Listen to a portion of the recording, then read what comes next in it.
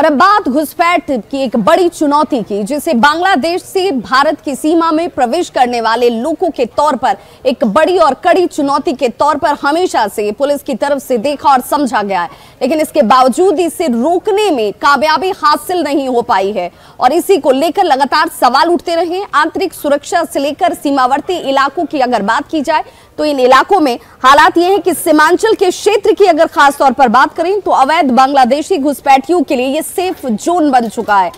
सीमांचल में गृह मंत्री अमित शाह के दौरे को अहम माना जा रहा है क्योंकि वो इस क्षेत्र के दौरे पर हैं। ऐसा माना जाता है कि इस दौरे पर जब वो पहुंचेंगे तो यहां पर घुसपैठ की इस बड़ी समस्या पर भी चर्चा संभव है।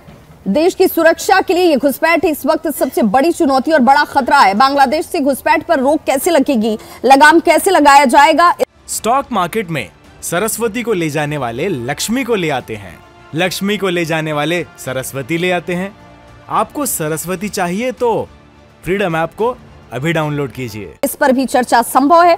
न्यूज 18 की टीम ने भारत बांग्लादेश बॉर्डर का जायजा लिया। संवाददाता शैलेंद्र कुमार के साथ न्यूज 18 बिहार झारखंड के इनपुट एडिटर ब्रजमोहन सिंह ने ग्राउंड जीरो पर जाकर हालात को समझने की कोशिश की है, क्योंकि इसी इलाके में, इसी सीमांचल के क्षेत्र में अमित शाह की तरफ से दौरा किया जाने वाला है। इस वक्त हम मौजूद हैं भारत बांग्लादेश सीमा पर, पश्चिम बंगाल के उत्तर दिनाजपुर जिले में इस वक्त हम मौजूद हैं और यह सीमा है। देखिए किस तरीके से यहाँ पे फेंसिंग किया हुआ है और यहाँ पर भारतीय सेना के जवान जो है वो लगातार पेट्रोलिंग करते रहते हैं। और सबसे बड़ी बात है कि इस इलाके में घुसपैठियों को कैसे रोका जाए, तस्करी को कैसे रोका जाए, इन तमाम चीज़ों को रोकने की एक बड़ी चुनौती इनके पास होती है।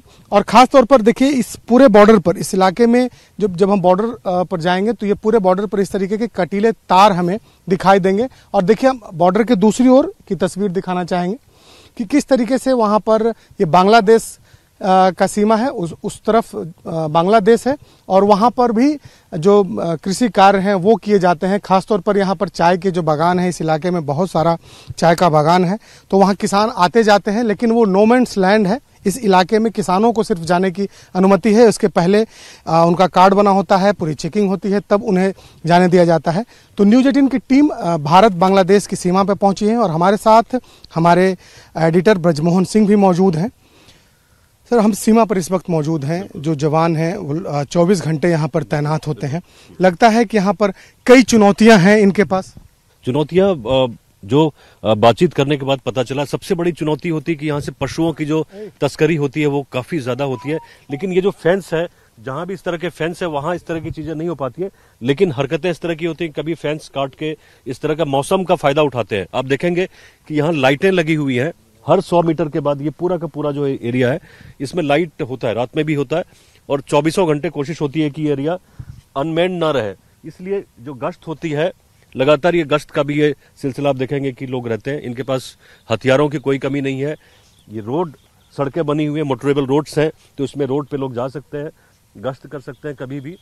तो ये स्थिति कमोबेश मान सकते हैं कि ठीक है। ये जो बांग्लादेश के साथ में जो बॉर्डर लगता है ये तनाव वाला एरिया नहीं है। लेकिन कई बार वो जो घुसपैठिए होते हैं वो इस कटीले तार को भी काट देते हैं।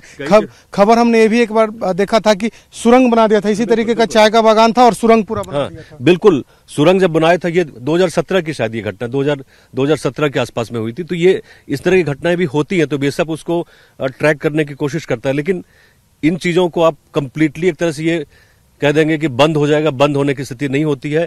इसी वजह से ये 24 घंटे मुस्तैद रहते हैं और जो पेट्रोलिंग पार्टी होती है लगातार इस साइड में, अब जो अपना फेंस है भारत का, इस साइड में लगातार गश्त का सिलसिला चलता रहता है। और बांग्लादेश में भी नो मैन्स लैंड में हम किसानों को खेती के लिए जाने देते हैं। बिल्कुल, बांग्लादेश के साथ में अमूमन जो भारत का रिश्ता रहा है वो ठीक ही रहा है। हालांकि पहले कुछ वारदात इस तरह के हुए थे बहुत सालों पहले, जब बीएसएफ के कुछ जवानों की हत्या हुई थी, हमें याद है। लेकिन कमोबेश आप देखें तो चीन बॉर्डर के मुकाबले या जो पाकिस्तान के साथ में अपने रिश्ते हैं उसके मुकाबले अपना वर्किंग रिलेशन बांग्लादेश के साथ में ठीक रहा, इसमें कोई दिक्कत नहीं है। कई बार ये कहा जाता है कि स्थानीय जो पुलिस है उसका सहयोग अच्छे से नहीं मिल पाता है। राज्य सरकार कहीं ना कहीं इतना कहा जा सकता है कि बहुत दिलचस्पी नहीं दिखाती इन चीजों में। देखिए, सेंटर की तरफ से अभी जो एक नया निर्देश आया कि 50 किलोमीटर जो बॉर्डर है फेंस के दोनों साइड में, तो उसमें जाके बीएसएफ जाके उसमें इंटरवीन कर सकती है अगर कहीं इस तरह का वारदात होता है। तो उसी को लेके आपने देखा होगा कि कुछ स्टेट में, जिसमें वेस्ट बंगाल भी शामिल है, जिसमें पंजाब में भी आपने देखा कि वहां भी इसका विरोध हुआ कि आखिर 50 किलोमीटर तक की जो सीमा है उसमें क्यों इनको इतना ज्यादा क्षेत्राधिकार दिया जा रहा है कि वहां जाके वो चेक कर सके, रेड कर सके। तो इसके पीछे भी लॉजिक है, क्योंकि कुछ जो एरियाज हैं वहां खतरे भी ज्यादा है। तो इसलिए इस बात को समझना पड़ेगा कि बीएसएफ को ये राइट्स क्यों दिए गए हैं कि जाके आप रेड करें।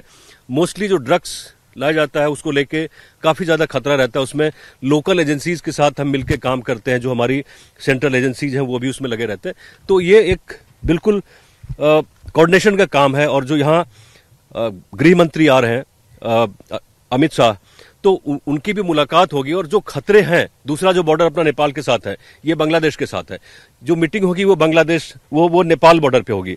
तो वहां भी लगातार जो खतरे हैं ऊपर से, स्पेशली जो चाइना का जो एक एग्रेसिव स्टैंड रहा है, तो उसको लेके समझना और उन सब चीजों को लेके जो पॉलिसी फॉर्मुलेट करना, तो ये एक भारत सरकार की प्रायोरिटी में भी है। तो ये मीटिंग काफी इंपॉर्टेंट रहेगी, जो नेपाल बॉर्डर पे होगी एसएसबी के साथ में, बहुत इंपॉर्टेंट रहेगी। ये जो एरिया है यहाँ बीएसएफ के हवाले है ये पूरा का पूरा एरिया। तो इसमें आमतौर पे यही आप देख रहे हैं कि तस्करी होती है, कोशिश होती है उसको रोकने की, लेकिन यही है कि जो लोग लगातार इसी क्रम में लगे हुए हैं, इसी काम में लगे हैं, तो उसको रोकना थोड़ा कभी कभी निकल भी जाते हाथ से। तो बिल्कुल अमित शाह के आने के पहले कहीं ना कहीं हम जब यहाँ के लोगों से भी बात करते हैं तो उनके जहन में भी एक सवाल आता है कि क्या परिस्थितियां बदलेंगी, क्योंकि कई चुनौती है। सीमांचल का जो पूरा इलाका है, एक और बांग्लादेश है, दूसरी ओर नेपाल है, कई जगह बॉर्डर खुला हुआ है, तो वहां से आवाजाही ज़्यादा होती है और खासतौर पर जो आपराधिक गतिविधियां हैं वो भी होती हैं। तो ऐसे में कहा यह जा रहा है कि अमित शाह जब यहाँ आएंगे तो कुछ न कुछ परिवर्तन जरूर होगा। और खासतौर पर कई जो सवाल हैं लोगों के जहन में कि आखिर जो समस्याएं हैं सीमांचल की वो कब दूर होंगी। लोग यह भी कहते हैं कि अमित शाह बड़े निर्णय लेने के लिए जाने जाते हैं, जिस तरीके से उन्होंने कश्मीर में निर्णय लिया और पूरे देश ने इसे देखा। तो अब यह लोग यहाँ की उम्मीद कर रहे हैं कि सीमांचल के लिए भी अमित शाह जब आएंगे तो कोई न कोई बड़ा निर्णय जरूर लेंगे। कैमरा पर्सन अजय दुबे के साथ शैलेंद्र, भारत बांग्लादेश सीमा। तो बिल्कुल एक बड़ा निर्णय